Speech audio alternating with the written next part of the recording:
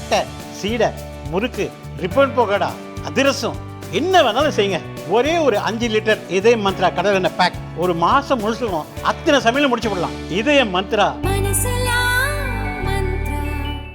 அண்ணா பல்கலைக்கழக மாணவியை பாலியல் வன்கொடுமைக்கு ஆளாக்கிய காமக்கொடூரன் ஞானசேகரனுக்கு 30 ஆண்டு சிறை தண்டனையை கோர்ட் வழங்கியது. ஞானசேகரனுக்கு தூக்கு தண்டனை வழங்கியிருக்கணும் என பெண்கள் பலரும் ஆவேசமாக குரல் கொடுத்ததை மீடியாக்களில் காண முடிந்தது.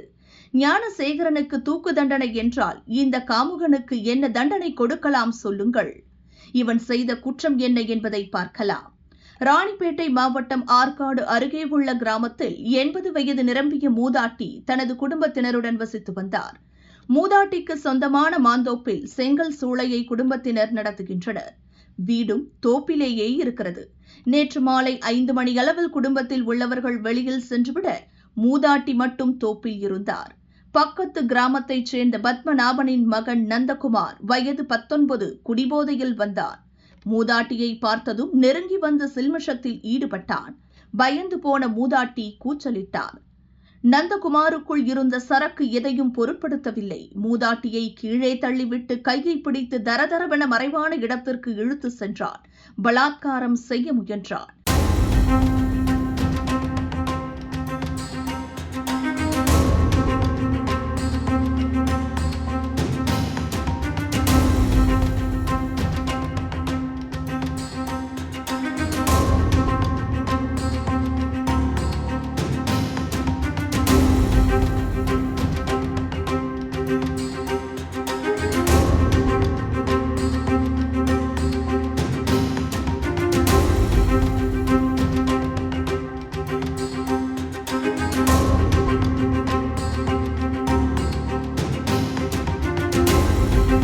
நந்தகுமார் மிருகம் போல நடந்து கொண்டதால் உடலில் பல இடங்களில் இரத்த காயம் ஏற்பட்டு மூதாட்டி சம்பவ இடத்திலேயே இறந்தார்.